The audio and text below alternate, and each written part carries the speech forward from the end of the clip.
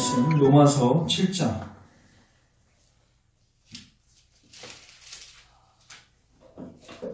하나님 말씀은 로마서 7장 보겠습니다. 로마서 7장 7절부터 9절까지 제가 읽겠습니다. 교독합니다. 그런즉 우리가 무슨 말을 하리요? 율법이 죄냐? 그럴 수 없느니라. 율법으로 말미암지 않고는 내가 죄를 알지 못하였으니 곧 율법이 탐내지 말라 하지 아니하였더라면 내가 탐심을 알지 못하였으리라. 그러나 죄가 기회를 타서 규명으로 말미암아 내 속에서 온갖 탐심을 이루었나니 이는 율법이 없으면 죄가 죽은 것이니라. 같이 읽습니다. 전에 율법을 깨닫지 못했을 때에는 내가 살았더니 계명이 이름에 죄는 살아나고 나는 죽었도다. 아멘. 기도하고 말씀 증거합니다. 하나님, 오늘도 이 철력적 말씀을 통해서 또 이 로마서 7장 말씀을 통해서 우리에게 주의 은혜를 베풀어 주옵소서. 진리의 영께서 이 시간 운행하시고 역사하셔서 우리를 바른 구원의 도로 인도하시고 이 도로 나아갈 뿐만 아니라 이 도를 우리 삶 가운데서 우리 마음 가운데서 체험하게 하시고 이 체험한 이 복음을 우리 생명 다하여 남은 생에 증거할 수 있도록 우리를 좀 우리 차례 한번 보세요. 차례 한번 맨 앞에 부분 보시면 네. 재밌을 것 같아요. 7페이지 잠깐 보시면 시간 되실 때 저희 해설책도 다 사셨으니까 집사님네도 해설책 가져가셨어요? 안 가져가셨어요? 하나 가져가셔서 보셔도 좋아요. 쭉 한번 읽어보시면은 아마 유익하실 것 같아요. 자, 1번부터 시작합니다. 1번 같이 읽습니다. 시작. 영적으로 깨어나는 죄인. 이게 시작입니다. 그러니까 시작은 뭐예요? 영적.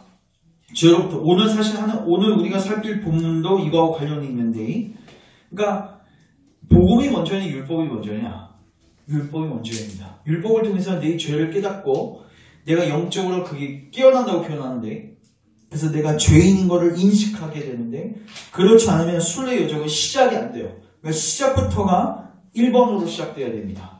자, 그 다음 이렇게 깨어난 죄인은 이제 구원을 갈망하고 구원을 찾고 구하게 되는데, 하나님께서는 이 찾고 구하는 자에게 반드시 누구를 붙여주시냐면 전도자를 붙여주세요. 근데 이 전도자를 붙여주시는데 이 전도자가 가이드 역할을 해주는데, 이 전도자가 뭘로 가이드하냐면 성경을 갖고 가이드해요. 이 말은 뭐냐면 그 영혼이 그리스도를 만나기까지 뭐의 인도를 받아야 돼요? 성령의 인도를 받아요. 그러니까 전도자가 왜 나오냐면 전도자는 성경을 전도하기 때문에 전도자인 거예요. 그래서 성경을 통해서 그 영혼이 그리스도를 만날 수 있다.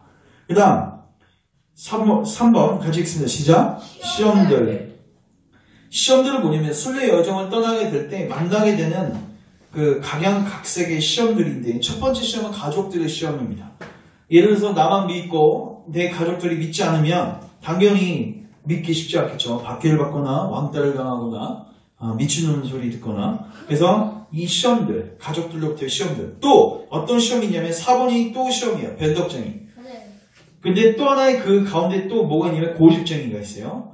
고집쟁이는 뭐냐면 우리 안에 있는 완고한 고집으로서 그리스도를 통해서 우리가 버려야 하는 죄들을 버리지 않으려고 하는, 나의 과거의 삶을 청산하지 않으려고 하는 나의 완고한 고집, 이런 것들이 결국 순례 여정을 떠나지 못하게 만들죠. 부재 청년이 근심하고 예수님을 떠났던 것처럼 그 고집 때문에. 그래서 시험들 세 가지, 가족의 시험, 고집쟁이, 그 다음에 변덕쟁이. 변덕쟁이 뭐냐면요, 8과는 연결되어 있다고 했는데, 자, 세상, 지혜자, 쉬운 길의 결과, 전도자의 경계. 이건 우리가 성경 공부 시간에도 나눴지만, 세상 지혜자는 무율법주의입니다. 쉽게 말해서 여러분들이 이해할 수 있는 용어로 표현하자면 죄를 너무 쉽게 여기는 사람이에요. 죄는 듣기 싫은 거니까 교회에서 설교도 하지 말고 교회에서는 좋은 소리만 하자는 거예요.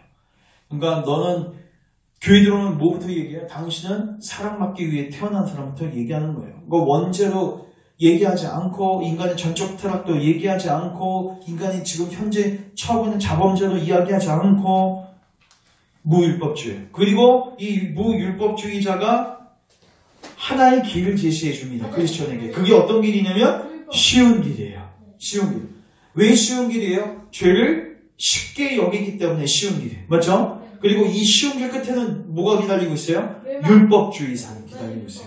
그러니까 여러분 우리는 율법주의 하면 그게 굉장히 어렵다 생각하지만 사실 율법주의는 가장 쉽습니다. 인간이 자기의 죄를 해결할 수 있다고 생각하는 게 율법주의예요. 그러니까 죄를 죄로 여기지 않았기 때문에 율법주의로 또 빠지게 되는 거죠. 무율법주의와 율법주의로 왔다 갔다 하게 되는 거예요. 그래서 하나님께서 이 크리스천을 깨우치기 위해서 또 누구를 보내세요? 전도자를 보내세요. 그래서 경계를 하시고 이제 드디어 9번 같이 읽습니다. 시작. 좁은 문. 아까 좁은 문 제가 이미 설명을 했기 때문에 이제 부어주시는 거예요. 딱딱한 교리적 가르침 속에서 성령님께서 그 심령 안에 강력하게 역사하셔서 회심의 반응을 일으키시는 거죠. 그래서 한 영혼이 그리스도를 만나기 위해서는 반드시 기본적으로 알아야 할 반드시 필요한 교리가 있습니다. 이 교리를 배우고 그리고 이 교리를 성령님께서 조명하실 때 그 영혼에게서 그리스도를 향한 믿음이 산출되고 생성될 수 있다. 그래서 우리가 이 지금 해석자의 집을 살펴보고 있는 중이었습니다. 76페이지 잠깐 오시면 우리가 저번 시간에 여기 부분 살폈는데 자 위에 보라색 글씨 다시 한번 읽겠습니다. 시작. 해석자의 집. 크리스천은 좁은 문을 통과한 후 해석자의 집에 76페이지 맨 위에 부분 보세요. 저 어디 읽었어요? 그거 제목이요. 자 76페이지 보라색 그러니까 그 영혼이 구원의 도를 바르게 체험하고 순례의 여정을 완벽하게 완전하게 마치기 위해서는 제일 중요한 게 먼저 바른 교회, 바른 목자를 만나서 바른 가르침을 받고 바른 진리에 서는 게 가장 중요하다. 그래서 이 참 목자선에 대한 여러 특징들을 보여주고 있는데 뭐 몇 가지만 들면 성경을 손에 들고 있어요. 그러니까 성경만 이야기하는 목자고 그리고 하늘을 쳐다보고 있어요. 이건 뭐예요? 땅을 보지 않고 하늘의 일에 관심을 갖고 있는 목자고.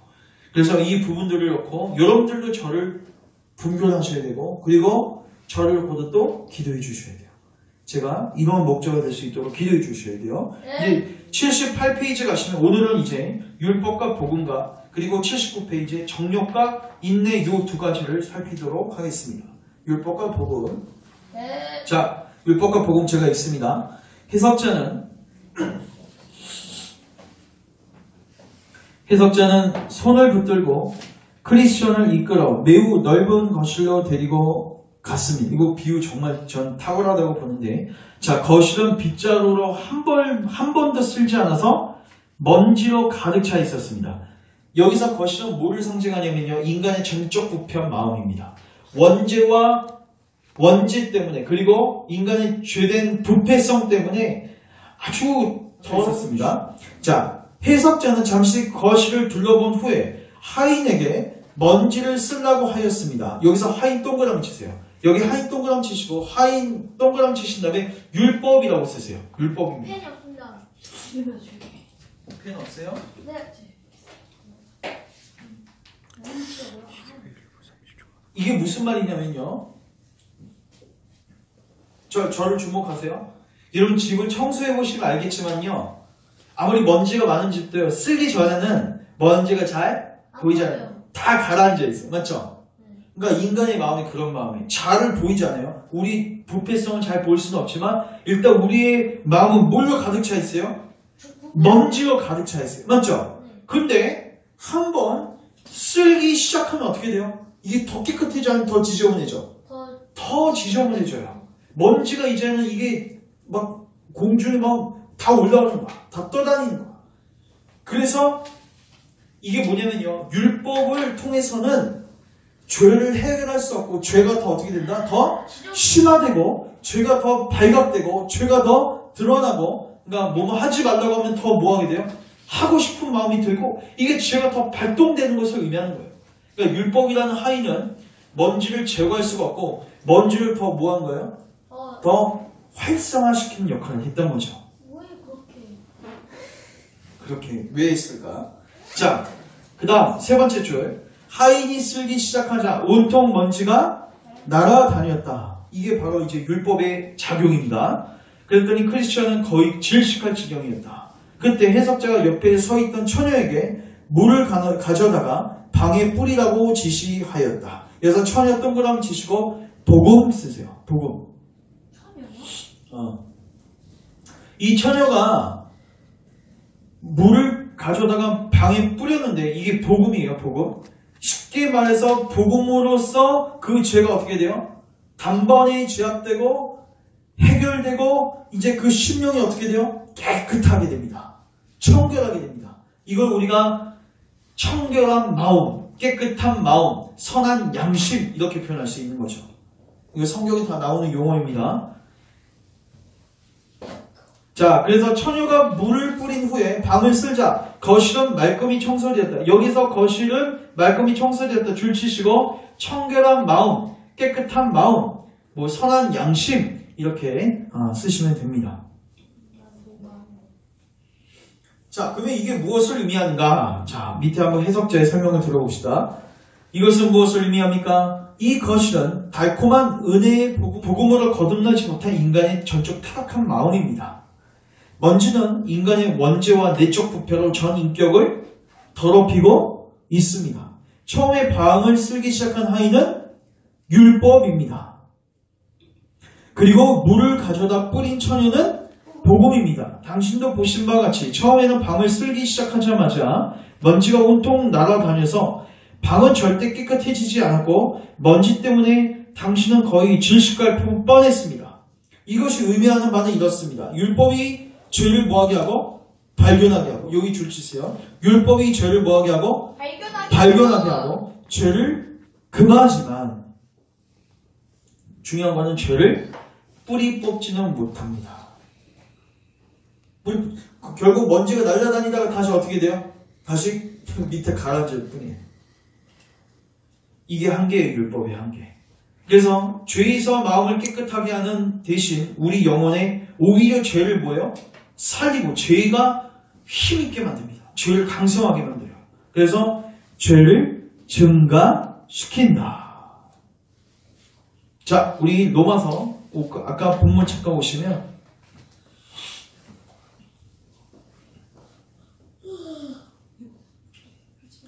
8절 우리 13절 읽겠습니다.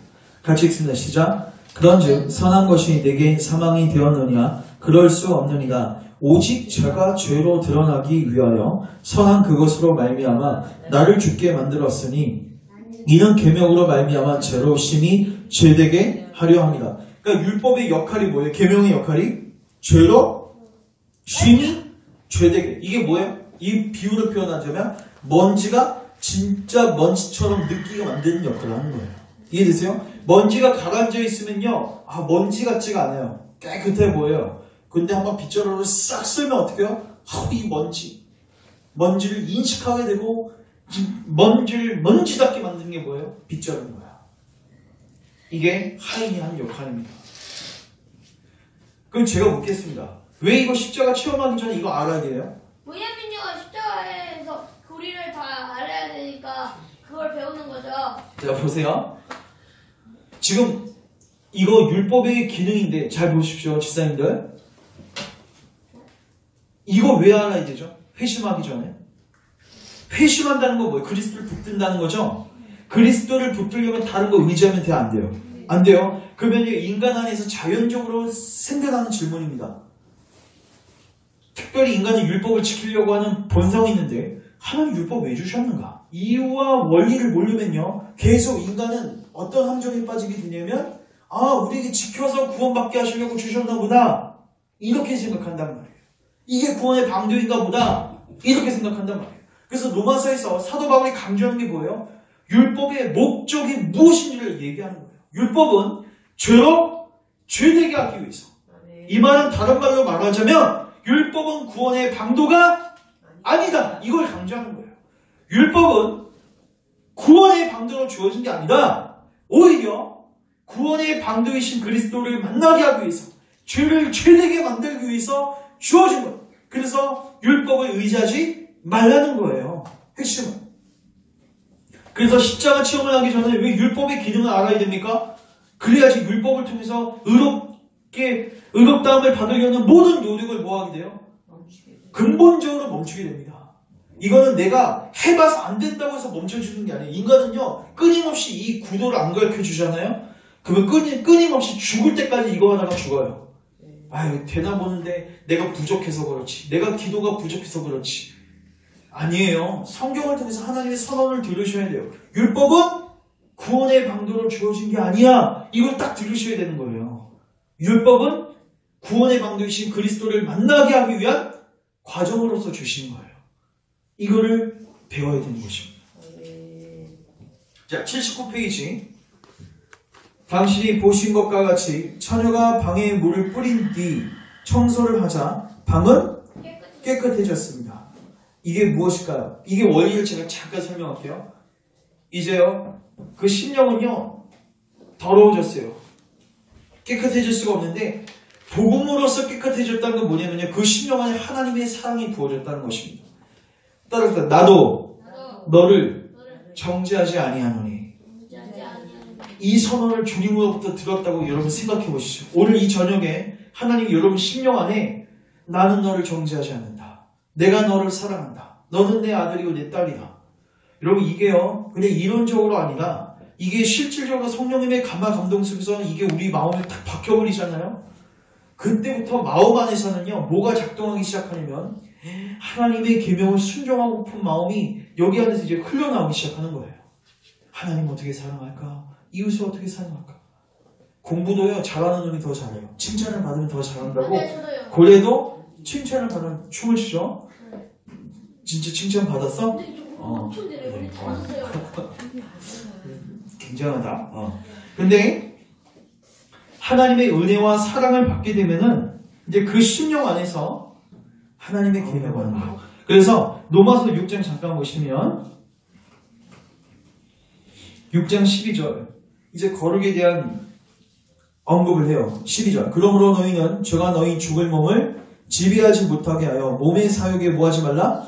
순종하지 말고 너희 지체를 불의의 무기로 죄에게 내주지 말고 오직 너희 자신을 죽은 자 가운데서 다시 살아난 자 같이 하나님께 드리며 너희 지체를 의의 무기로 하나님께 드리라. 그러니까 육체 정욕을 극복하고 하나님께 너희 삶을 드리라. 근데 이게 이 악물고 무슨 깡따구로 일을 하라는 게 아닙니다. 원리는 14절이에요. 죄가 너희를 주장하지 못하리니 이는 너희가 법 아래 계명 아래 있지 않고 어디 안에 있다? 은혜 아래 있다.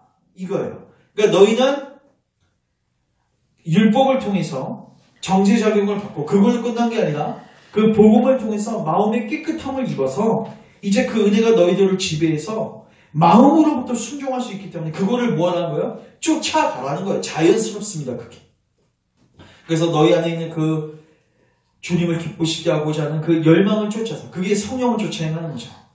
그거를 쫓아갈 때 너희들 안에 거룩한 삶이 이루어지고 경건의 삶이 이루어지게 된다. 자, 그래서 다시 한번 79페이지 당신이 보신 것과 같이 처녀가 방에 물을 뿌리니 청소를 하자 방은 깨끗해졌습니다. 이것이 의미하는 바는 복음이 인간의 심령이 영향을 끼치면 마치 처녀가 방에 물을 뿌려 먼지를 가라앉힌 것처럼 줄치세요. 죄가 정복되고 진압된다는 것입니다. 아까도 그랬죠? 로마서 6장 14절 죄가 너희를 주관하지 못하리니 로마서 6장 14절 써놓으셔도 좋을 것 같아요.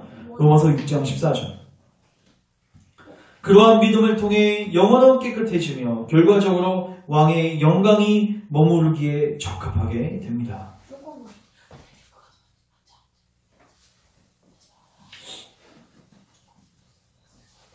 그 다음 밑에 정욕과 인내 밑에 있습니다. 나는 꿈속에서 해석자가 크리스천의 손을 잡고 아주 작은 방으로 데리고 가는 것을 보았습니다. 방 안에는 두 어린아이가 있었는데 나이가 더 많은 아이의 이름은 정욕 동그라미, 다른 아이의 이름은 인내였습니다. 정욕은 불만이 가득 차 보였으나 인내는 매우 조용히 있었습니다. 그때 크리스천이 질문했습니다. 정욕의 불만을 갖고 있는 이유는 무엇입니까? 해석자는 저들의 통치자가 내년까지 기다리면 최고의 것들을 주겠다고 했습니다. 그런데 정욕은 지금, 여기서 지금을 동그라미 치세요. 내년까지 못 기다리겠다는 거예요. 지금 주라는 거예요. 그러니까 정욕은 어떤 특징이 있어요? 이건 불신자입니다. 그러니까 경험적이고 지금, 현세, 지금 줘야 되는 거예요. 근데 그리스도인들의 특징은요, 지금보다는 내세적입니다. 하늘에 소망을 두고 있어요. 그래서 이 땅 가운데서는 때로는 고난과 환난이 있어도 그걸 뭐예요? 인내로서 극복하는 거예요. 그래서 다시 한번, 그런데 정욕은 지금 모든 것을 갖기 원하고 있습니다. 그러나 인내는 기꺼이 기다리고 있는 것입니다. 라고 대답했다. 그때 나는 어떤 이가 보석 가방을 들고 정욕에게 와서 그의 발 앞에 쏟아놓는 것을 보았다. 정욕은 보석들을 취하고 즐거워하면서 인내를 조롱하고 비웃었다. 그러나 나는 얼마 안 돼요. 정욕이 모든 것을 낭비하고 누더기 옷밖에 남지 않은 것을 보았다. 여기 줄 수 있어요. 나는 얼마 안 돼요. 정욕이 모든 것을 낭비하고 누더기 옷밖에 남지 않는 것을 보았다. 이게 결과입니다. 정욕을 따라서 사는 사람들, 이 세상에서 죄물을 쌓고 사는 사람들. 자, 이런 사람들의 모습을 잘 보여주는 게 시편 19편 한번 가보시면, 시편 19편, 17편.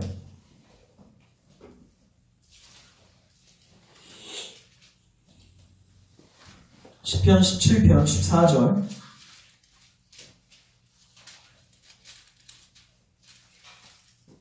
같이 한번 읽습니다. 시작. 여호와여, 이 세상에 살아있는 동안 17편 14절 같이 읽습니다. 시작. 여호와여, 이 세상에 살아있는 동안 그들의 분깃을 받은 사람들에게서 주의 손으로 나를 구원하소서.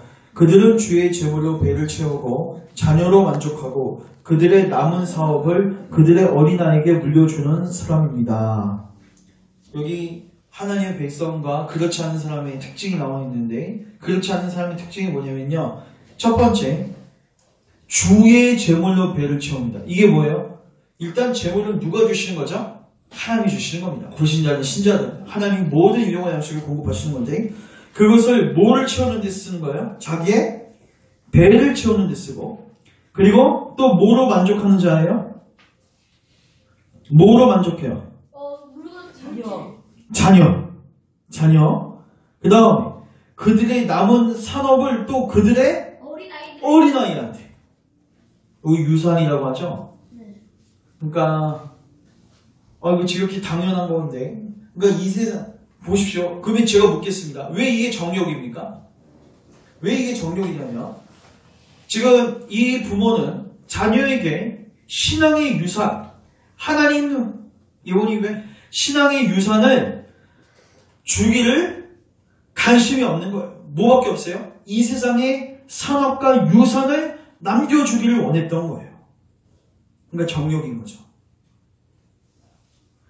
그리고 이러한 정욕은요, 특징이 뭐냐? 여기 글 다시 돌아오시면 얼마 안 돼요. 정욕이 모든 것을 뭐합니까? 낭비합니다. 넘치도록 주셨으면 절제하고 자기에게 필요한 것들만 딱 쓰고 하나님 나라와 선교 사역을 위해서 뭐 해야 돼요? 사용해야 되죠. 구제에 사용해야 되는데 그렇지 않는 거예요. 누가복음 12장에 나오는 것처럼 재물을 쌓고 자기 배를 위해서만 쌓고, 그리고 남은 생애를 다한 다음에도 자식들에게만 물려주는 전형적인 정욕의 모습입니다. 그리고 모든 것을 낭비하고, 이것도 특징인데, 누더기 옷밖에 남지 않는 것을 보았다. 이게 뭐예요? 결국에는요, 죽게 되었을 때, 마지막 날에 가게 되면요, 그 쌓은 재물을 다 뭐하게 돼요? 다 두고 가게 돼요. 그러니까 하나님께 부유하지 못한 자들은요, 마지막에 이 거지 같은 모습으로 마지막 심판 때 서게 될 것입니다. 이거 굉장히 무서운 말입니다. 무서운 말이에요. 부자 나사로 비유하시죠? 부자 호화롭게 살았죠? 그런데 얼마나 비참해요. 거지로 드러나는 거예요. 이거를 지금 가르쳐주고 있는 거예요. 왜요? 회심할 때 왜 이게 중요하냐면, 그리스도인들은요, 이게 분명합니다. 아까 우리가 저번 시간에 봤던 참 목자 성도 마찬가지예요. 참 목자는 땀을 보지 않고 하늘을 봐요. 맞죠? 그리고 성도들로 하여금 계속해서 어디를 보게 만들어요? 하늘을 보게 만든단 말이에요. 그러니까 땅을 보면서 순례 여정을 걸을 수 없고, 땅을 보면서 회심했던 것은 거짓말입니다. 반드시 이 부분에 대한 가르침이 있어야 됩니다. 자, 크리스천 읽습니다. 이것이 의미하는 바를 좀 더 충분하게 설명해 주십시오. 이 두 소녀는 상징적인 인물입니다. 정욕은 현세의 사람들이며 인내는 내세의 사람들입니다. 아주 딱딱 끊어지죠? 정욕은 이 세상의 사람들처럼 지금 당장 모든 것을 이 세상에서 가지려고 합니다. 이 세상. 이게 영원할 것처럼 사는 거죠.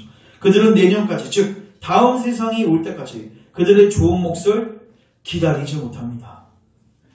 이거 굉장히 중요한 비유예요. 손에 잡은 한 마리의 새가 숲에 있는 두 마리의 새보다 가치 있다. 일단 내가 쓸 수 있고 내가 볼 수 있어야지 좋다는 거예요. 이런 속담이 그들에게 잘 들어맞는다는 거예요. 그러나 당신이 보는 대로 정욕은 모든 것을 순식간에 뭐예요? 낭비해버려요. 그리고 그에게 남은 것은 누더기 세상의 마지막에 모두 정욕과 같이 될 것입니다. 그렇죠. 지금 저는 인내가 최고의 지혜를 갖고 있는 것을 여러 가지 이유로 알았습니다. 첫째, 가장 좋은 것들을 위해서 뭐 했어요? 기다렸어요. 영원한 것들을 그렇고. 둘째, 정욕에게 누더기 옷밖에 남지 않았다면 반대로 인내에게는 의의 옷, 영광의 옷이 기다린 거죠. 그래서 자신의 영광을 취할 것이기 때문에. 해석자, 또 다른 이유가 있습니다. 다음 세상의 영광은 결코 달아 없어지지 않지만 이 세상의 영광은 순식간에 없어집니다. 이거 다시 한번 줄칩시다. 이 세상의 영광은 순식간에 없어집니다. 따라서 정욕이 좋은 것들을 자신이 먼저 가져갔다고 해서 인내를 조롱할 이유는 없습니다. 인내가 마지막에 좋은 것들을 가져갔을 때 욕망을 조롱할 것입니다. 먼저 된 자는 나중된 자에게 자신의 자리를 내어주어야 합니다. 그러나 나중된 자는 자신의 시대가 반드시 올 뿐만 아니라 이제 승계할 사람이 없기 때문에 다른 사람에게 넘겨주지 않아도 됩니다. 그리고 처음에 자신의 몫을 받은 자는 소비할 시간이 많아 결국 남는 것이 없지만 마지막에 얻게 되는 사람, 그 사람은 소비하지 않았지 아직 나중에 풍성하게 영원히 누리게 될 것이라는 거예요. 24절, 그러므로 큰 부자에 대한 성경 말씀이 있습니다. 같이 읽습니다. 시작. 너는 살았을 때 좋은 것을 받았고 나사로는 고난을 받았으니 이것을 기억하라. 이제 그는 여기서 위로를 받고 너는 괴로움을 받느니라.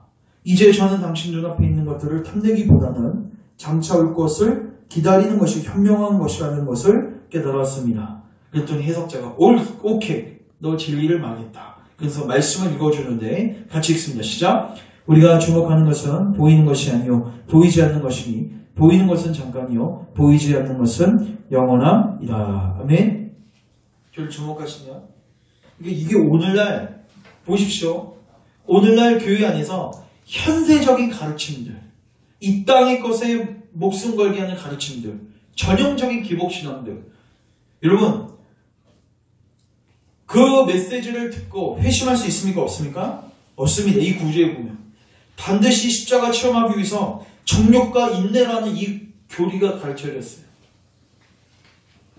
그리스도인들은 내세를 바라보고 사는 사람들이다. 이 땅 가운데서는 고난과 환난과 어려움이 찾아올 것이다. 그리고 때론 네가 넉넉하게 받아도 이거를 절제하고 가난한 자들에게 나눠줘야 되는, 하나님 나라를 위해서 사용해야 되는 의무와 책무가 있다는 거죠.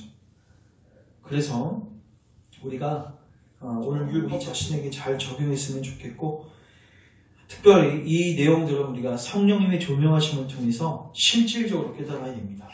그래서 주님 우리로 하여금 율법의 정죄 적용을 통해서 그리스도가 얼마나 필요한지를 깨닫게 하시고, 특별히 이 세상에 있는 것들이 순식간에 지나가는 것임을 깨달아 알게 하소서. 입술로는 다 고백해요. 그거 다 알고 있어요. 근데 사는 것 보면 그렇게 살고 있지 않죠. 그래서 이거를 체험적으로 깨달을 수 있도록 우리가 기도해서 진정한 신앙의 체험으로 경건의 삶으로 나아갔으면 좋겠습니다. 제가 기도하고 우리 연합해서 기도하겠습니다. 하나님, 오늘 또 해석자의 집에서 율법과 복음과 또 정욕과 인내의 내용들을 살폈습니다. 주님, 우리에게 율법을 주셔서 감사합니다. 이 율법이 우리 사랑하는 교우들의 심령 안에 강력하게 역사하고 작용하여서 우리의 죄가 다 드러나게 하시고 하나님 앞에서 겸비한 심령들이 될 수 있도록 은혜를 베풀어 주시옵소서. 그리고 그리스도의 필요성을 깨닫고 이제 그리스도를 참된 믿음으로 붙드는 자리로 나아갈 수 있도록 주님께서 우리를 인도하여 주시옵소서. 더 나아가서 주님 정력과 인내의 이 내용을 통해서 우리 그리스도인들이 땅을 바라보고 사는 자들이 아니라 하늘을 바라보고 사는 자들임을 오늘 비춰주셨습니다. 우리 사랑하는 모든 교우들, 이 땅에 있는 것들이 순식간에 날아가는 헛된 바람과 같은 것임을 철저하게 깨닫게 하시고 이제 이 모든 것들을 배설물로 여기고 여기에 마음 쏟지 말게 하시고 영원한 곳에 마음을 쏟게 하시고 내세의 마음을 두게 하시고 하나님의 나라 의를 구하게 하시고 특별히 자식들에게 재산을 물려주고 어떤 세상적인 것을 물려주는 것이 아니라 신앙을 물려주고 하나님을 물려주고 하나님과의 관계를 물려줄 수 있는 부모들이 될 수 있도록 주님께서 은혜를 베풀어 주시옵소서. 예수님의 이름으로 기도합니다. 아멘.